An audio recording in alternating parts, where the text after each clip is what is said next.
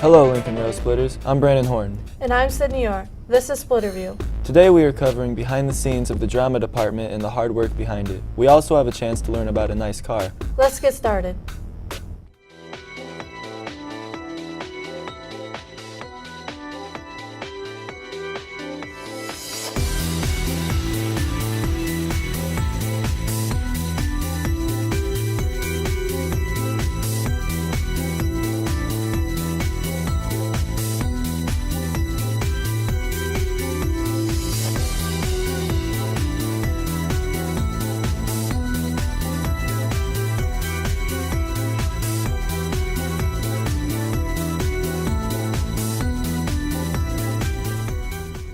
Do you have any special talents? If so, come try out for the talent show March 23rd at 4 o'clock to 7 o'clock. If you don't have any talents, come out to see the show on the 27th at 7 o'clock p.m.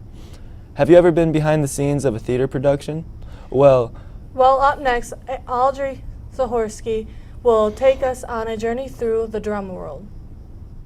Hi, I'm Audrey Zahorsky here at the Performing Arts Center. You guys see the musicals and the plays, but what really goes on in drama? I caught up with some directors and students to find out more. Well, a lot of things go on. We do 3 major shows a year. The major show is the musical, which we do in the fall. This year it was Bye Bye Birdie, which is a big success. And the final show is something we just started. It's a play based on Jane Eyre, so we do a play in the spring. Then we do a competition show, which is a one-act, which we take to different venues and compete with it. And we also perform at the Mid-Michigan Theater Festival. And with the competition show, the students do most of the tech work. They write, they wrote the music, they do choreography, design the sets, costumes, makeup, lights, and sound, because they could get awards for it. Sometimes I've had students who've been in play since they were in 6th grade. So as they start moving into the high school, they may be interested in the program and come in with experience already. We've always had a handful of middle school students in our show, and it's increasing. Well, we started out with Mulan. We had 30 kids in the show. Last year we did Peter Pan, and we had 40 kids in the show. This year we have about 96 in the show, so it's done really well. Part of it's due to the Beauty and the Beast being such a popular story, but I think also word of mouth and the people see our end product and think, oh, that's a worthwhile thing to be a part of. But there's many, many benefits to having more people in the show. For sure, the quality of the vocals and the sound, just the fullness and the stage presence, it just makes it kind of more fun, has more energy. I caught up with sophomore drama student Kieran Westfall to find out what he thinks about drama. The atmosphere of the people in the drama department itself is great. I mean, forging great connections with people in the crew and the cast from all angles is a lot of fun, and it makes coming to drama really worthwhile. And it brings more than just the ultimate payoff of performing a show and getting up on stage and doing what you do, which is great. And I mean, that's a pretty big reason why we all do it. But I feel like the entire process is something that's very enjoyable. Would it make sense for me not to do drama? thank you, Audrey, for that inside look at the drama department. It was very exciting to see how they grew over the years. Now we'll go into the segment you have all been waiting for.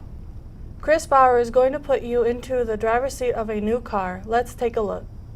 Hello and welcome to the first segment of Your First Car, and today we will be looking at the 2015 Ford Fiesta SE.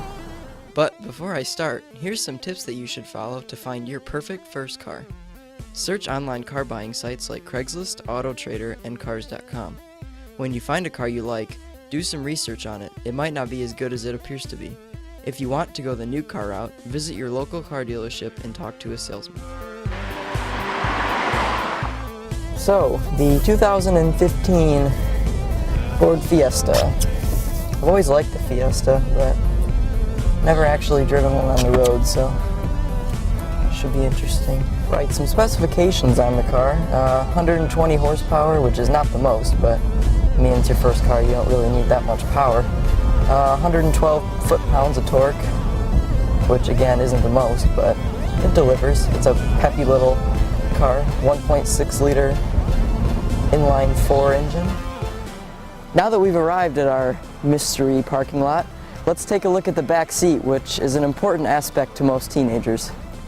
In the back seat of the Fiesta, we don't find much room, but it's not like you really need it, because when you're 16, you can only drive one person anyways, so the back seat is kind of pointless. And if you open up the trunk, you'll find it's big enough for things such as groceries and backpacks and suitcases if you plan on running away from home. Now that we've talked about practical things, talk about fuel economy. This car gets great gas mileage, 31 miles per gallon combined, 28 miles per gallon in the city if you have the 5-speed manual transmission, 27 if you have the automatic. I would recommend the manual because it just makes it that much more fun to drive. Truly fantastic car for a first car. Honestly, I can't think of anything better that you could get. Besides maybe the ST version of this car.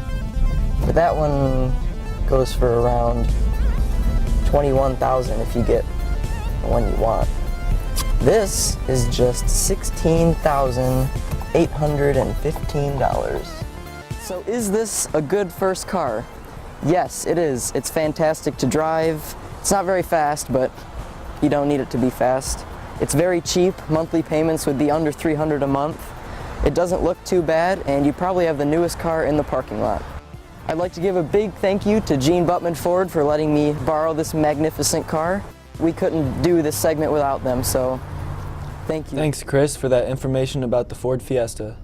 Keep an eye out for more car tips in the future shows. Well, that's all the time we have for this week. I hope you enjoyed the show. I'm Brandon Horn. And I'm Sydney Orr. Tune in next time. Don't forget to vote for Teacher Feature at LAHS Splitterview. Have a great day, Splitters.